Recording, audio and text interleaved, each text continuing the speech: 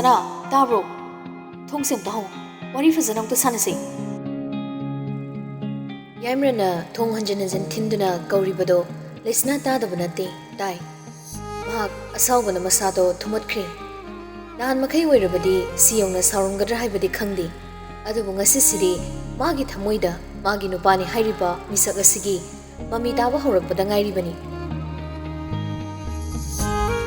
Nungsiba ahanba phaujarakpaga loinana mapuroibani haiduna luhongduna leiruraba kansidadi mahak asi nupa asigi nupi atonbini haiduna lamlanbi nupi amana laktuna hairabasidadi magi masado asawbana nikhibani.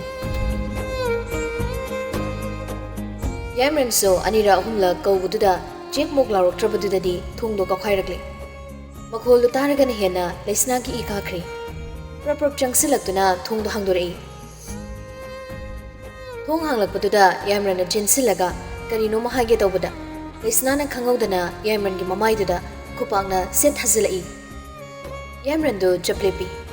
Ngasai kai phungalamba sawningla pumnamakto Leishna na hithaba horakle.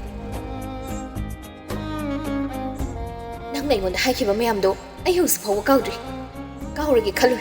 Adubu amuk hana aigi nakongsida hanjin yaisilai. Napajugo chadabagi sajat haiduna panduna. Nangna kyara khana aingonda ngaki. Aigi mung natei chade haiduna kyara panki. Chumi. Aigi mung natei chade. Ipajugo chade. Madu ai isana chapchana yaze. Aduna bu nangna ngangbada nangonda sawningba poktabida aigi ipaduda ai sawningkhibani. Sukaide. Aigi haurakpham aigi mung phate. Chumi. Adubu aigi nupa oiriba nangsu makhoidagidi daramdri. Hainaba leidaine. Migi wayam ngango misi masajugo jadena. Ngasidi imitsina suri. Nupi animakki punsibu nangna laina mangange khaliba nangi nakoktuni aina ngaglibase. Asuk sathina namthak tawba. Pakhang sadana nupi phaba nupi luhungba. Chumi. Nanga phaba nupa dinate. Nangna phaba nupa oiramlabadi nangna ingonda tawkhibasingdo amata tawramo. Nanga igi ipaduga karibu khenaribage. Lamchat sajat wakhal loina mane. Tukachai. Sida aina nanguma magi moithemda pangtharuribasini. Ai tomta isani sabo waraujaribase chaklibase. Leishna do masama tomta amukka mamaiduda mapangal fudoktuna hanjin thasinjarage. Leishna angaubiga chap manarabani ma khangma ngamdrabani. Yaimarana magi makhuda dubu phare adubu Leishna na nathoknaba honaduna animak muknarage. Yaimarana mapangal kanmadi henbanina Leishna gi makhut ani do konsilaga phajankhri. Leishna gi khajai animakto ngaksanganglabani mathanta thajinjabagi. Yaimarana mahakpu chena konsilaga ngahak tapthalei. Animak wa makhadi amata ngangnade tanade. Ngahak leiraga Yaimarana Leishna bu tamna thadorage. Aduga puduna laklaga Leishna bu phamale. Mahak masana leimaida phamtharei. Leishna do huzakti wa machira mata ngangkhidri lengphau lengdri. Tumena ungduna adum laikhre. Magi makuk manungsidadi loirabani.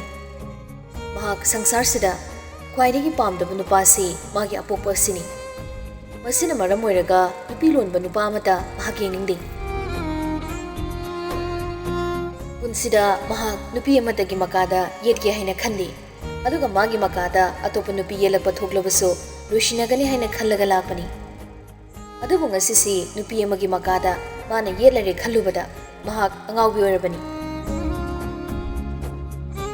Kana wakhal amada angaubi mukum phungalaga leiringaituda Yaimarangi khonjalna matam amada stock market da sell thadarubadagi babagi business pura down jalakhi. Ekhoigi mungse yam ka hena hekta nungai yaifabi mungna drabasu masagi awat palaitana mingonda hangdabida hinglakpai mungni. Babana down jalakpada imungi fimum soktharki. Matamduda babagi mamanaba mana mating tawba horki. Punsigi parama aina tamki. Madudi aibu mating pangge haiduna kuting thorakpa mioi khudimak afaba wakhalonga changlakpani haina khanbalangani. Masagi kananaba yenglaga kuting thorakpa mi kaya ma yauribani. babagi mamanabani haiduna kuting thorakliba nupadugi machanupi ngasi laklamlibado nupidugi ming Caroline kawi Yaimaran do Leishna na famlibu sofa duda masado nga tharagle makung ani do konsilaga phamlai aduga makha mukatari matamduda ai chehi yam manatri kunmari muksurabani Caroline gi mapasina machanupi si aigi nupi oina loksilo sel gi mateng mayam ama tawkhibado koklage ichagi awun sel ni khallage aduga luhongba matamdasu magi pifam thokpa chapchana pirake haiduna babada toina haiba horki toimalakpadagi wafamdo aingonda yorki ngasi nakhoina uriba aise matamdugi aidugadi pura plus minus ni yami kaiganba wangang bangamdaba chumjing chatba icham chamba ima ipa na haikradi lori khanba ima ipa gi mathakta wa machet mata ngang bangamdaba mi matada hangana khumbangamdaba misakamani aina oiramlibase pura champuni afaba fattaba awoibu oidaba ayamata thoina khanjilamba minate ima ipa na hairabani haiduna chehi am angang oina ai nupido kananu kaino sukang khangdana lohongki luhongba numittu makinungda Yaimaran mamanabi sing thadokraga kada changai Caroline do phone da wari saraga lerami Yaimaran do changsilaga hafet tabada wari saribado nupagi makholni ahanbada mabukta khalei kanano ne kaino ne nupa oira malini karino maruiba thabaki wari go rizal hare ai hanglarege kona phone se thamkraga hanglage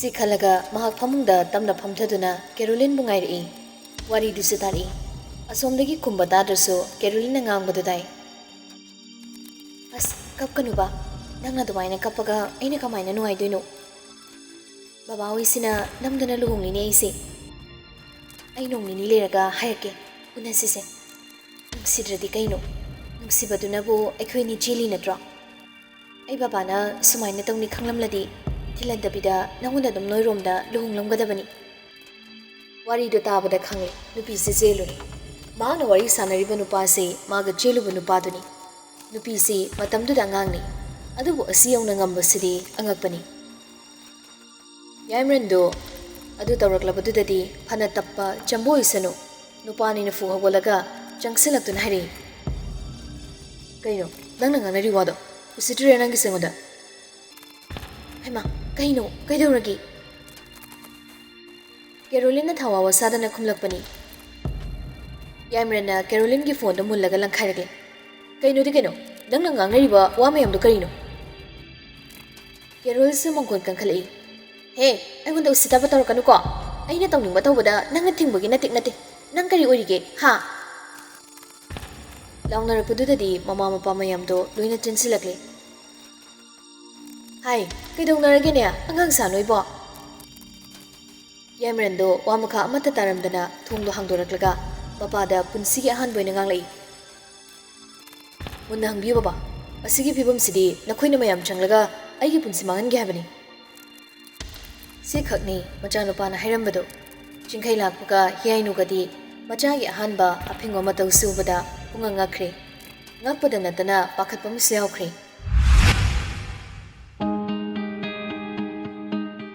Yaimaran sorma sangna hondoklaga makhatari sini luhongbu numit aduda thokiba thaudoksi numit adudagi hauraga aigi babaga makhoigi apokpa dugasu tatana ningai sangdana ba horaki aidi nupi adugi manakta amuk hana changludri thamukti maso mana thokpa dumlei nupadu unaba chatpadagi hauraga mana tawningba maning tawduna dumlei alsingi maraktasu launaba horaki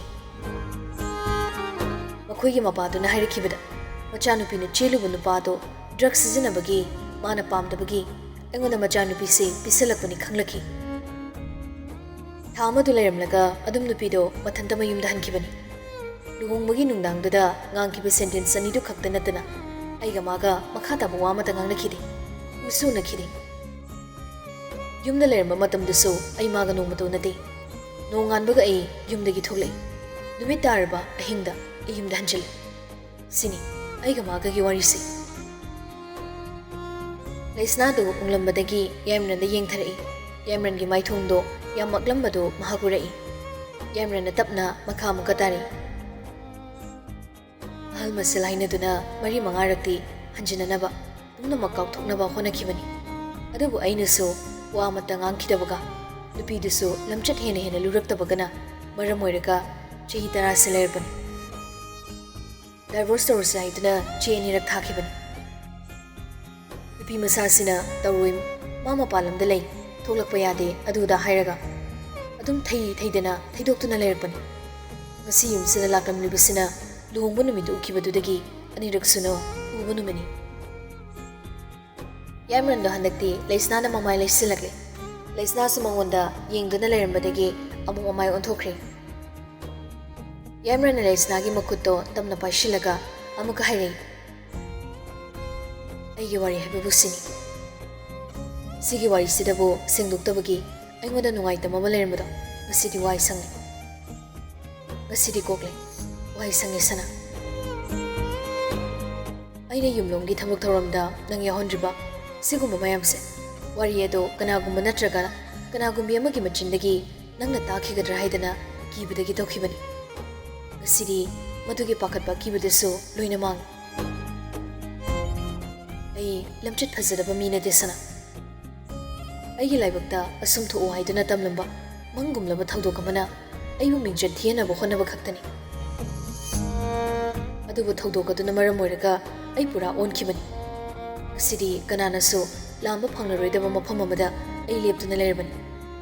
Carolina aibu hanagumna tarai khanbagini ngasi tawramliba khonglamliba mayamdo. Ai hanagi Yaimaran du nati. Ai hojikti yanaba mida laini yanadaba mida hingchabani. Aigi haibabu nangdi lapnaba ngamlo.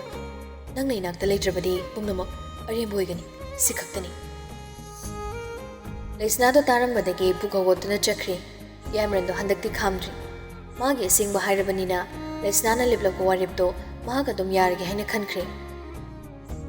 Aduna mahak sofaduda puranga tharaga makhong anido laimaide sangna tingtoktuna phamlaga mangakto longthek thekna thamlaga mamito tamna ushilake.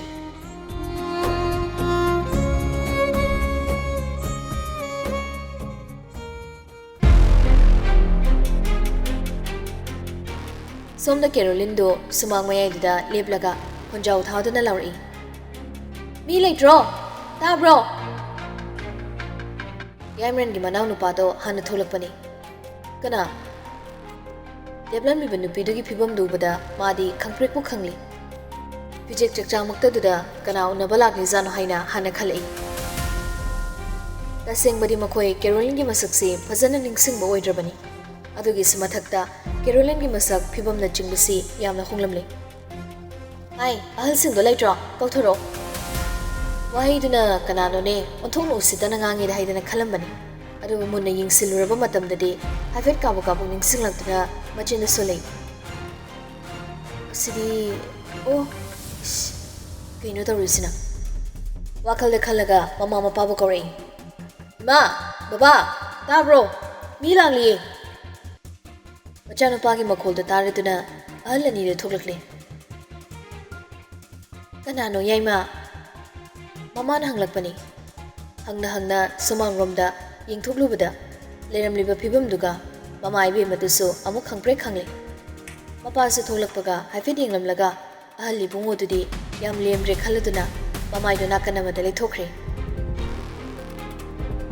Mama ibe ma hiyainu na hangli. Ibe ma udaba kuiri kari leire. Noidi yam honaramnina handangna mok sel kya lawraga Nachanupado amuk luhung niba. Asomda yumama lehurido nupi ge un polo. Ha. Machan nupi mau yaima loina thoklakle. Mama na khumlai. Hai, kaino ne? Kakhalaga phazana ingna tapna ngangnasi.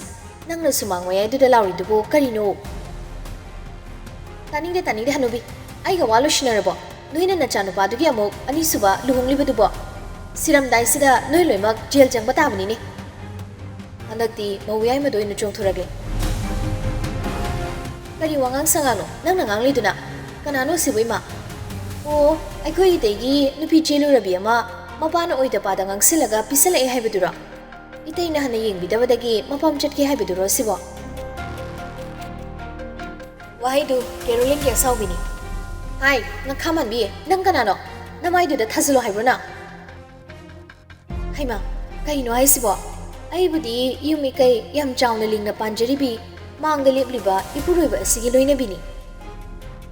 Ujek wayadangna koi pai pai duna leiba nupidi na chade. Noigi wangang na pumtokpa chumna siga maiga hainabani.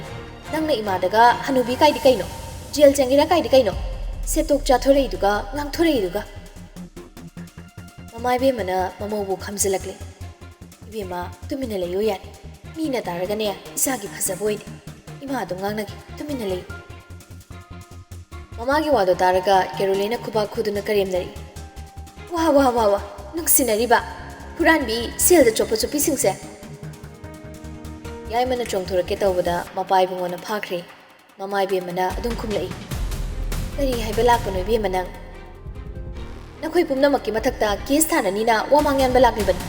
Nacha nupadudagi hauraga nakhoi loinamak hujik nungaigani.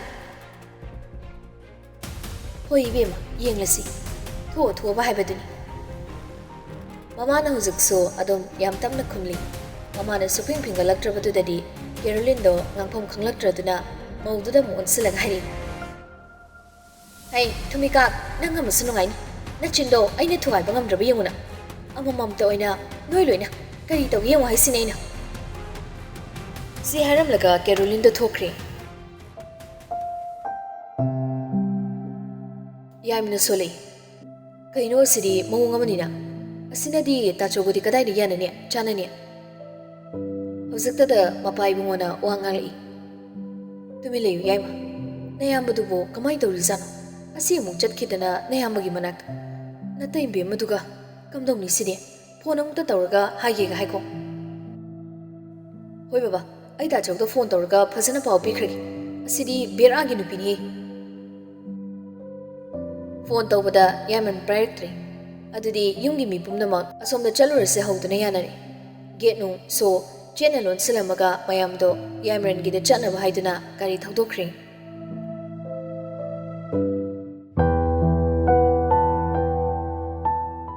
Caroline do advocate Akhilda call tawrakle. Asomdagi paikhalei. Hello. Amta unase hojik yaba natro. Hojik lo. Hoine office ta laone. Akhildi tasingna YaimaranX gini. Caroline Akhilda paw phawribasisu YaimaranX gini khangnani. Maramdi YaimaranX gi level kadai phawba yawre haibase ma hujik khangba natri. YaimaranX Akhilda paw phawraklabadi adum kauraga wari sano haibase hanana wa menduna thamkrabani. Caroline do mo Akhilgi manakta chatlibani haiduna chatkre. Somda phone da thamlaklaga Akhilne soli. Kamai tawni musigi nupise. Masi muk natai chadaba ikai khangdaba nupise pokpodagi thengnadrine.